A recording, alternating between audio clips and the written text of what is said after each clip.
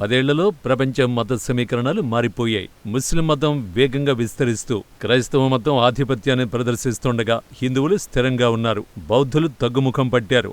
మతపరమైన అనుబంధం లేని వ్యక్తుల సంఖ్య పెరుగుతూ 3వ స్థానంలో నిలిచింది. ఇస్లాం ప్రపంచంలో అత్యంత వేగంగా అభివృద్ధి చెందుతున్న మతంగా లెక్కలు తేల్చాయి. 2010-2020 మధ్య 10 ఏళ్లలో ముస్లిం జనాభా 347 మిలియన్లు పెరిగిందని ప్యూ రీసెర్చ్ సెంటర్ నివేదిక తెలిపింది. నివేదిక ప్రకారం క్రైస్తవ మతం 2వ వేగంగా అభివృద్ధి చెందుతున్న మతంగా నిలిచింది. తర్వాత నోన్స్ లేదా మతపరమైన అనుబంధం లేని వ్యక్తులని తేలింది. ప్రపంచ జనాభాలో హిందువులు 4వ స్థానంలో ఉన్నారు. జూన్ 9న ప్రచురించబడిన ప్యూ గ్లోబల్ రిలీజియస్ ల్యాండ్స్కేప్ నివేదిక జనాభా పెరుగుదల ప్రపంచవ్యాప్తంగా మతం ఆధారంగా ఉన్న జనాభా లెక్కల్ని వెల్లడించింది. ఇది ప్రధానంగా 7 వర్గాలపై దృష్టి పెట్టింది. క్రైస్తవులు, ముస్లింలు, హిందువులు, బౌద్ధులు, యూదులు, ఇతర మతాలకు చెందిన వ్యక్తులు, మతపరంగా సంబంధం లేని వారిని ఐడెంటిఫై చేసింది. ముస్లింల సంఖ్య పెరుగుదల అన్ని ఇతర మతాల కంటే ఎక్కువగా ఉందని నివేదిక పేర్కొంది. ప్రపంచవ్యాప్తంగా ముస్లిం జనాభా వాటాలు 1.8% పాయింట్లు పెరిగి 25.6% చేరుకున్నాయి. ప్రపంచంలో అతిపెద్ద మత సమూహమైన క్రైస్తవం 2వ స్థానంలో ఉంది. క్రైస్తవుల సంఖ్య 122 మిలియన్లు పెరిగి 2.3 బిలియన్లకు చేరుకుంది. అయితే ప్రపంచ వాటాలో 1.8% తగ్గి 28.8% మేర ఉన్నారు. ఇస్లాం తర్వాత 2వ స్థానంలో నిలిచింది. ఇది ప్రధానంగా క్రైస్తవేతర జనాభా పెరుగుదల, విశ్వాసాన్ని విడిచిపెట్టిన వారి పెరుగుదల కారణంగా ఉంది. చాలామంది మాజీ క్రైస్తవులు ఇకపై ఏ మతంతోనూ గుర్తింపు పొందరు. కానీ కొందరు ఇప్పుడు వేరే మతంతో గుర్తింపు పొందుతున్నారని సర్వే వెల్లడించింది. ప్యూ ప్రకారం యూరప్, దక్షిణ అమెరికా, ఆస్ట్రేలియా, న్యూజిలాండ్లలో క్రైస్తవ మతంలో క్షీణత నమోదైంది.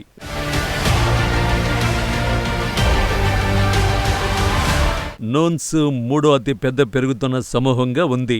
మతపరంగా అనుబంధం లేని వారి సంఖ్య 270 మిలియన్లు పెరిగి 1.9 బిలియన్లకు చేరుకుంది. ప్రపంచ జనాభాలో నోన్స్ వాటా 24.2%కి చేరుకుంది. నివేదిక ప్రకారం హిందువులు ప్రపంచం మొత్తం జనాభాతో సమానంగా పెరిగారు. వేగంగా అభివృద్ధి చెందుతున్న జాబితాలో ఈ మతం 4వ స్థానంలో ఉంది. హిందువుల సంఖ్య 126 మిలియన్లు పెరిగి 1.2 బిలియన్లకు చేరుకుందని నివేదిక పేర్కొంది.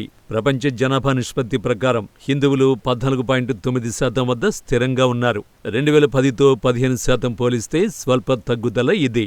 10 ఏళ్లలో యూత్ జనాభా దాదాపు 6% పెరిగింది. 14 మిలియన్ల నుండి 15 మిలియన్లకు చేరుకుందని నివేదిక పేర్కొంది. 2020 నాటికి 45.9% యూదులు ఇజ్రాయెల్లో నివసించేవారు. ఏ దేశంలో అయినా అత్యధిక యూత్ జనాభా ఇదే. దీని తర్వాత ఉత్తర అమెరికాలో 41.2% మంది ఉన్నారు.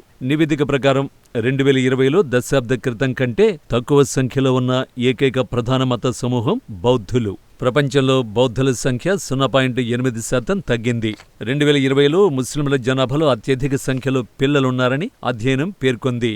ప్రపంచవ్యాప్తంగా ఉన్న మొత్తం ముస్లింలలో 33% మంది 15 ఏళ్ల లోపువారు. ప్రపంచంలోని ముస్లింలలో దాదాపు 10 మందిలో 4 సబ్-సహారా ఆఫ్రికా, మధ్యప్రాచ్య, ఉత్తరాఫ్రికా ప్రాంతంలో నివసిస్తున్నారు.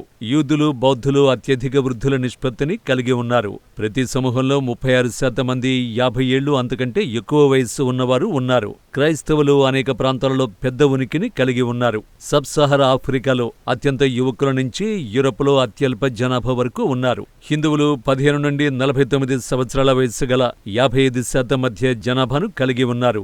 హిందూ జనాభాలో 33% మంది యువకులు ఉన్నారు.